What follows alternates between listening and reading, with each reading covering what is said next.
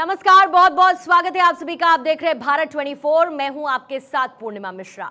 धर्म, आध्यात्म और योग को लेके लोगों की अपनी अपनी परिभाषा है, अपनी अपनी समझ है, लेकिन आज के बदलते सामाजिक परिवेश में धर्म, आध्यात्म और योग को लेकर लोगों का क्या सोचना है, कैसे धर्म, आध्यात्म और योग उनके जीवन में बदलाव ला सकता है, और इसके साथ ही तमाम ऐसे मुद्दे हैं इन तीन चीजों के अलावा जिन्हें आज हम समझने की कोशिश करेंगे। और उन्हीं को समझने के लिए हमारे साथ स्टूडियो में एक खास मेहमान मौजूद हैं। हमारे साथ मौजूद हैं श्री उदयनाथ जी महाराज। बहुत बहुत स्वागत करती हूं आपका। और आप धर्म एवं योग आध्यात्म गुरु हैं। आध्यात्म गुरु होने के साथ साथ उदयनाथ जी, सबसे बड़ी बात यह है कि लोगों के मन में अलग अलग परिभाषा है, जिन तीन चीज़ों का मैंने जिक्र किया। तो सबसे पहले तो कार्यक्रम की शुरुआत मैं इसी के साथ समझने की कोशिश करूंगी। धर्म, आध्यात्म और योग क्या है, आप क्या सोचते हैं इन तीन चीज़ों को लेकर? धर्म, अध्यात्म और योग, ये तीनों एक दूसरे से जुड़े हुए हैं। सबसे पहले ये समझ लेते हैं कि धर्म क्या है। धर्म वो है जो जीवन से पारलौकिक जीवन तक का विचार एवं संस्कार के साथ साथ आपको एक धारणा प्रदान करता है। जैसे व्यक्ति के जीवन से लेके उसके पारलौकिक जीवन तक का उसको एक एजेंडा दिया जाता है। व्यक्ति विकास से लेके सामाजिक विकास तक एक न्याय व्यवस्था एवं नीति व्यवस्था उसको जो प्रदान करता है उसको धर्म कहा जाता है। अलग अलग सभ्यताएं, अलग अलग संस्कृतियां कुछ काल के साथ, कुछ समय के साथ धर्म का रूप धारण करके समाज व्यवस्था में उभर जाती है। तो ये होता है धर्म। जैसे अलग अलग व्यक्ति अलग अलग विचारधारा के साथ जुड़ता है, लेकिन वो जुड़ता तो धर्म से ही है। धर्म उसको नीति देता है कि जीवन के नियम क्या है, समाज के प्रति उसका क्या दायित्व है, सामाजिकता एवं व्यक्ति का परिवार के साथ क्या दायित्व है। ये जो हमें सिखाता है वो धर्म है।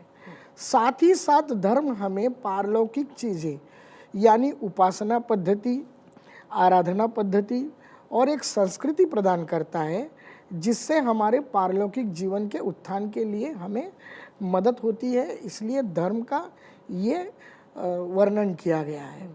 आध्यात्म एक अलग है। आध्यात्म का संबंध आपकी आत्मिक ऊर्जा से है। आध्यात्म शब्द को अगर आप ध्यान से देखेंगे तो आपको पता चल जाएगा, अधि आत्म, ये दो वर्ड को एकत्र करके, दो शब्दों को एकत्र करके आध्यात्म बनता है। अधि माने जुड़ना और आत्म सेल्फ, अपने आप से जुड़ने की कला जो है वो आध्यात्म है। ये धर्म का ही एक अंग है। हर एक धर्म की अपनी अपनी उपासनाएं होती है जो व्यक्ति को अपनी ऊंचाई पे लेके जाने में मदद करती है, जैसे उसके व्यक्ति विकास के लिए मदद करती है।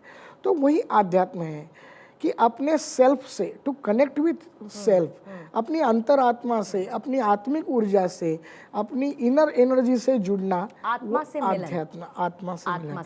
अभी इसका ही आगे का पार्ट है योग। अब योग क्या है? सो योग आत्मा से परमात्मा की कनेक्टिविटी का रास्ता है। तो परमात्मा क्या है? एक है इनर एनर्जी और एक है कॉस्मिक एनर्जी, जो संपूर्ण विश्व को संचालित करती है। उसी संचालन करने वाली शक्ति को हम परमात्मा मानते हैं। अब आत्मा क्या है? इनर एनर्जी, जो हमारे अंदर भीतर है, जो हमारी अंतर ऊर्जा है, उसको हम आत्मा मानते हैं। और उस आत्मा को परमात्मा से cosmic energy, inner energy, the way to connect inner energy to cosmic energy, it's a yoga. ये योग है ना। तो धर्म, आध्यात्म और योग ये एक ही रास्ते पे चलने वाले जो आपके पथ है, उसके पथ प्रदर्शक तत्व हैं जो आपको जीवन की उन्नति की ओर लेके जाते हैं, चाहे वो भौतिक हो या चाहे पारलौकिक हो, आध्यात्मिक हो। जैसे स्पिरिचुअल डेवलपमेंट हम लोग बोलते हैं, जैसे व्यक्ति की सोशल डेवलपमेंट हम समझते हैं, उन तीनों को, धर्म, आध्यात्म और योग को आप इन चीज़ों से जोड़ के रखिए। ये जीवन के प्रमुख तत्व हैं जिससे हम लोग अपना जीवन यापन कर सके और साथ ही साथ अपनी सारी ऊर्जा को संतुलित भी कर सके। महाराज जी, जैसे पिछले कई वक्त में हमने ये देखा कि कैसे योग घर घर में अपनाया जाने लगा, लेकिन सिर्फ हम अपने देश की बात ना करते हुए हम अंतर्राष्ट्रीय स्तर पर देखें, योग दिवस, उसका सेलिब्रेशन, प्रधानमंत्री जी की अपील और उसके बाद तमाम देशों का साथ आना, अंतर्राष्ट्रीय योग दिवस मनाना। ख़ास तौर से मैं यूथ सेंट्रिक बात करना चाहूँगी। युवा जिस तरीके से योग की तरफ आकर्षित हो रहे हैं, अपने रोज़ाना के जीवन में योग को शामिल कर रहे हैं, इसको आप कितना लाभकारी मानते हैं इनके लिए? बहुत महत्वपूर्ण सवाल है ये। सबसे पहले तो मैं आपको ये समझाना चाहूँगा कि योगा अलग है और योग अलग है। जो आजकल हम देखते हैं यूथ में या हर जगह जो योग, कोई पार्क में आप जाओ, कुछ लोग तो घर में ही मैट लगा के बैठ जाते हैं, कोई सुबह सुबह प्राणायाम करते हैं, कोई आसन करते हैं, तो वो अलग है, योग अलग है। योगा योग का ही अंग है, जिसको आजकल हम लोग योगा करके प्रमोट कर रहे हैं। ये योग का ही अंग है। आसन और प्राणायाम, इन दोनों को जोड़ के जो आजकल हम लोग सब जगह देखते हैं, वो जो चल रहा है अलग अलग सेंटरों में, अलग अलग संस्थाओं के माध्यम से, वो आसन करोगे तो ये लाभ होगा, ये आसन करोगे तो इस तरीके से आपकी सेहत में सुधार होगा, इस तरीके के प्राणायाम करोगे तो आपके जीवन में ये बीमारियां कम हो जाएंगी। ये जो सब प्रोपेगेंडा चल रहा है वो एक पार्ट है योग का, वो योग नहीं है, वो संपूर्ण योग नहीं है। और मैं आपके माध्यम से अभी सारे दर्शकों को ये बोलना चाहता हूँ कि उसी में ना उलझे, थोड़ा आगे जाए, क्योंकि योग एक जीवन पद्धति है। योग जो है वो एक जीवन पद्धति है, जिसको हम यम, नियम, आसन, प्राणायाम, प्रत्याहार, ध्यान, धारणा, समाधि, ये 8 अंगों में हम लेके चलते हैं, है ना। तो ये एक योग एक जीवन पद्धति है, जिसको आपने स्वीकार कर लिया तो आपके जीवन के अंत तक आपको इसको साथ लेके चलना है, ताकि आपका, आपके परिवार का और साथ में विश्व का भी कल्याण हो। क्योंकि ये एक बैलेंस बनाती है।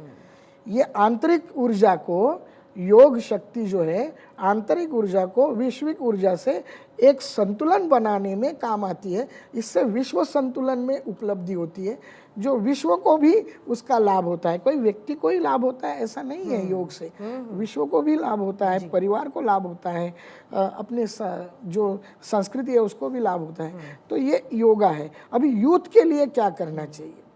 यूथ ने सबसे पहले तो अपनी ऊर्जा को संतुलित करना है, क्योंकि जो भी हम देखते हैं, जो अपने इर्द गिर्द चलते हैं, कहीं पे हिंसा का माहौल होता है, कहीं पे भ्रष्टाचार का माहौल होता है, कहीं पे कुछ आपराधिक मामले सामने आते हैं, तो यूथ का जो मन है, यूथ की जो ऊर्जा है, वह ऐसे मामलों में खींची चली जाती है।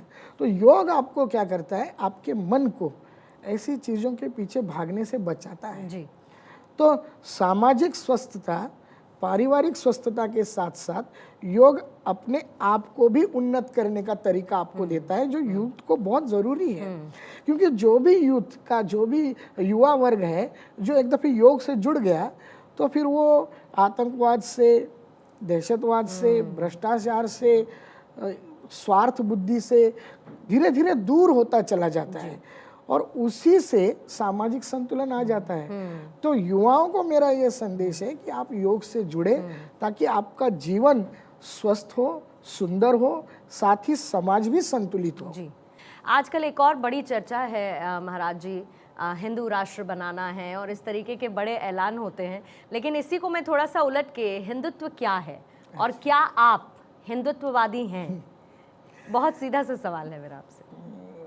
सीधा सा सवाल है, लेकिन ये पेचीदा भी बहुत है। जैसे आपने कहा हिंदू राष्ट्र क्या है ना, तो इसको हम अगर अपने इतिहास में झांक के देखेंगे, ज़्यादा पीछे नहीं जाएंगे, 175 वर्ष के पीछे जाएंगे।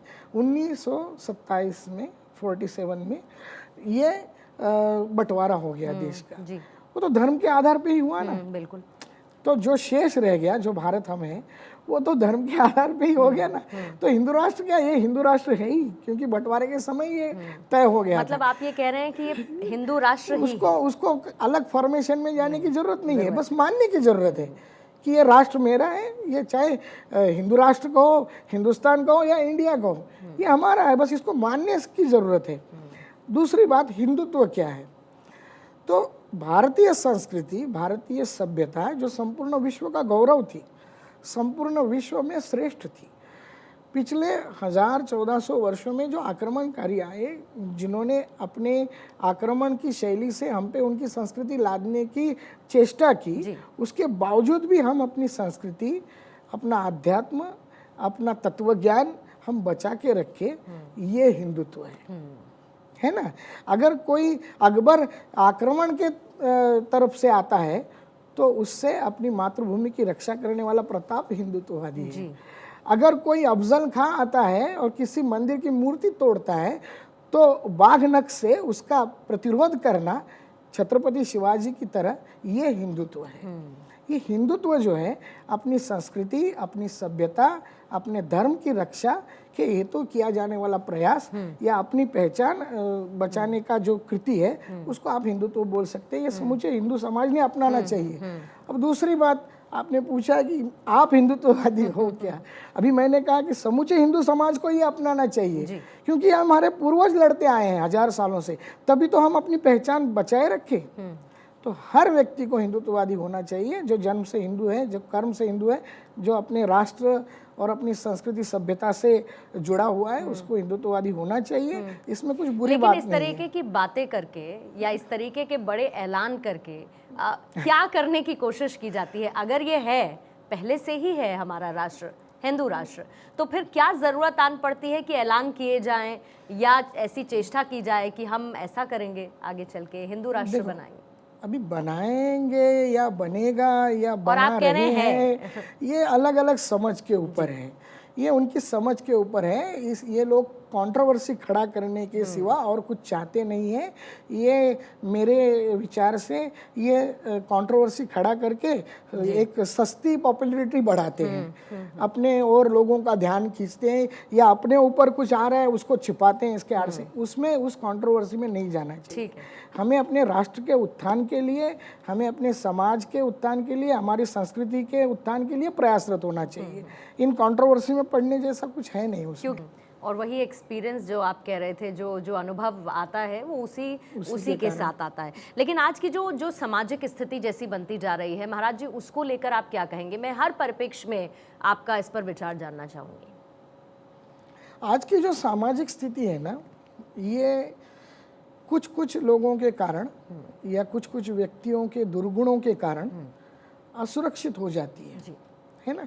जैसे आप एक एग्जाम्पल पे ले लेते हैं कि कोई आक्रांता है और जिसके दिमाग में एक बैठ गया है कि मुझे इसी गाइडलाइन पे चलना है, तो वो ओसामा बिन लादेन की तरह पूरी दुनिया को अपने नोक पे रखना चाहता है, अपनी बंदूक के नोक पे रखना चाहता है। ये एक उसका माइंड चला जाता है। उसकी टीचिंग गलत है या उसने जो टीचिंग से सीखा वो गलत है। जी। मेरे विचार में उसने जो सीखा वो गलत है। और दूसरी तरफ है जो हमारे इतने राष्ट्रपुरुष हैं, जितने भी विश्व गुरु पद पे पहुँचे हुए व्यक्ति हैं, उनके जीवन को देखें। उन्होंने अपने कार्य से, अपनी कर्तृत्व से, अपनी जीवन प्रेरणा से करोड़ों लोगों के जीवन में एक आनंद की लहर भर दी है ना। जैसे स्वामी विवेकानंद को लीजिए, रमण महर्षि को ले लीजिए, संत ज्ञानेश्वर को ले लीजिए। उन्होंने अपने जीवन के माध्यम से करोड़ों लोगों के जीवन में एक चेतना भर दी। जहाँ पे हम लोग एक ओसामा बिन लादेन का एग्जाम्पल ले रहे हैं, वहीं पे ये इनका भी एग्जाम्पल ले रहे हैं। तो there is no mistake in teaching, there is mistake to accept the teaching. हम क्या एक्सेप्ट करते हैं? तो आज के समाज में लोग गलत चीज़ों को एक्सेप्ट कर रहे हैं। और क्या गलत कर रहे हैं कि हमें हिंसावाद की तरफ बढ़ोतरी मिल रही है, हमें भ्रष्टाचार की तरफ बढ़ोतरी मिल रही है, हमें अराजकतावाद की तरफ बढ़ोतरी मिल रही है ना। तो मैं एक जगह गया था, वहाँ पे एक परिसंवाद था, स्वामी विवेकानंद।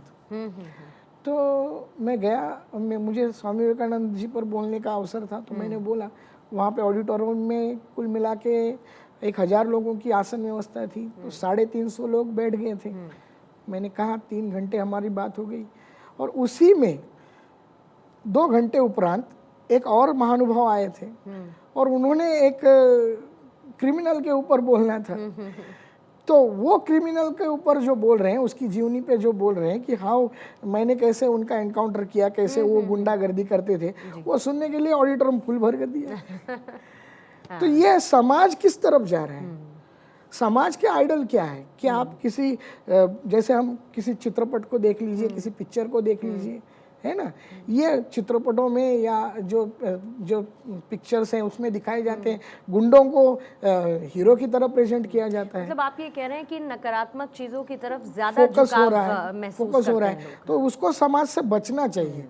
समाज के व्यक्तियों को, युवा वर्ग को, विशेषता मैं कहूँगा कि ऐसे नकारात्मकता वाले विचारों को, नकारात्मकता देने वाले, फैलाने वाले व्यक्तियों को अपना आइडल ना बनाए। स्वामी विवेकानंद से लेके सारे के सारे राष्ट्र पुरुषों को देखे, छत्रपति शिवाजी महाराज को देखे, कितनी प्रतिकूल जीवन में और कितने संकटों के बावजूद भी उन्होंने अपना स्वराज खड़ा कर दिया। और हर एक आदमी को, छोटे से छोटे फार्मर से लेके बड़े से बड़े योद्धा तक उनके गुण गाते थकते नहीं हैं, क्योंकि उनकी आइडियोलॉजी क्या थी, उसी आइडियोलॉजी को साथ लेके चले तो जल्दी ही भारत विश्वगुरु बनेगा। समाज के इर्द गिर्द जो चल रहा है, भ्रष्टाचार, हिंसाचार, अराजकतावाद, इसको छोड़ के जो अपने राष्ट्र पुरुष हैं उनसे गुण ले। जी, यानी कि अच्छी बातों को स्वीकारें और जो नकारात्मक मतलब बातें उनको त्याग दें, इस मार्ग पर चला जा सकता है। लेकिन क्योंकि बहुत व्यस्त जीवन है लोगों का, दिन भर वक्त नहीं मिलता, आपाधापी वाला जीवन है, तो ऐसे में आपका क्या विचार इसे लेकर, आध्यात्म की तरफ बढ़ के एक व्यक्ति क्या अनुभव कर सकता है? अगर सरल शब्दों में योग, आध्यात्म से जुड़े हुए फायदे मैं चाहूँ आप हमारे दर्शकों को बताएं तो। आज का जीवन जो है वो बहुत फास्ट हो गया है। आज की लाइफस्टाइल जो है फास्ट है। जैसे फूड को भी हमने फास्ट फूड बना लिया है, तो हमें सब कुछ फास्ट चाहिए होता है जी, सब कुछ समय से पहले चाहिए होता है।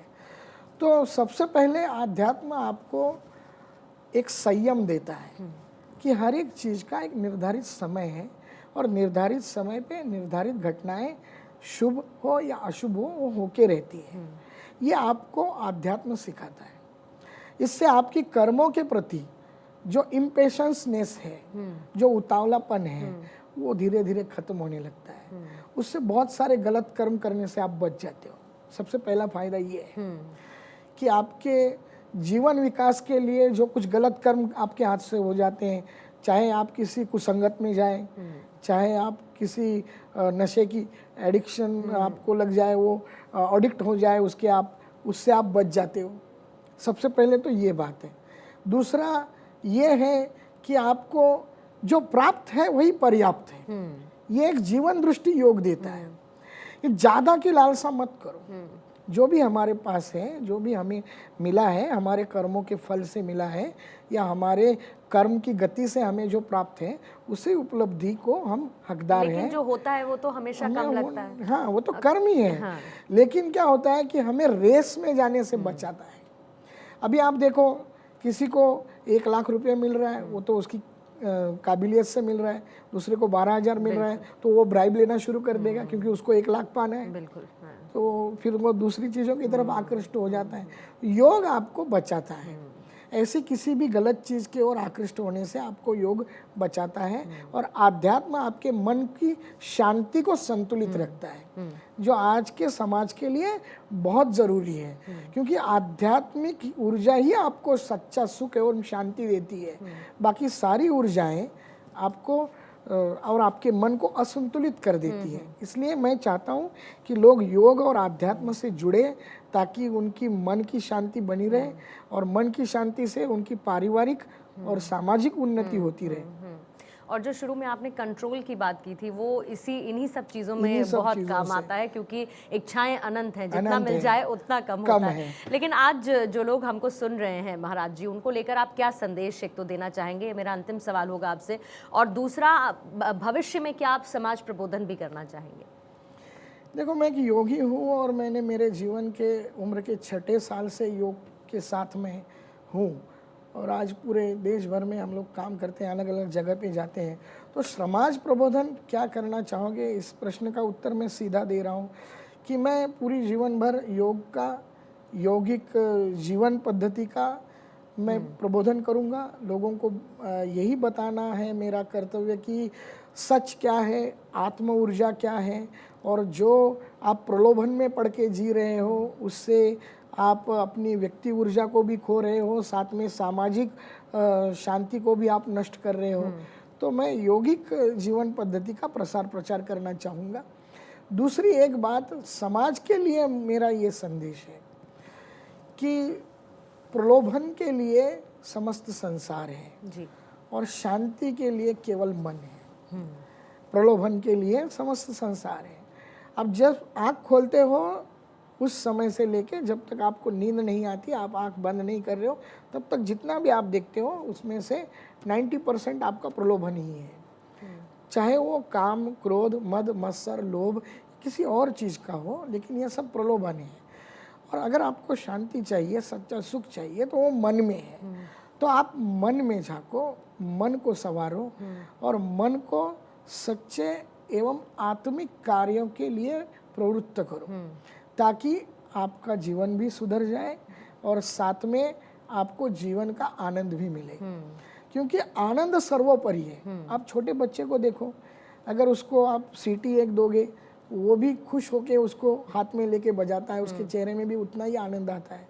वही आप किसी बुजुर्ग को देखो, वो भी मौज से वही सीटी बजाएगा तो उसको आनंद आएगा। आनंद ही व्यक्ति को एक उपलब्धि का एहसास देता है। हम जितना भी कर्म करते हैं, चाहे छोटे वृत्ति से हो के या बुजुर्ग व्यक्ति तक हो, आनंद पाने के लिए करते हैं।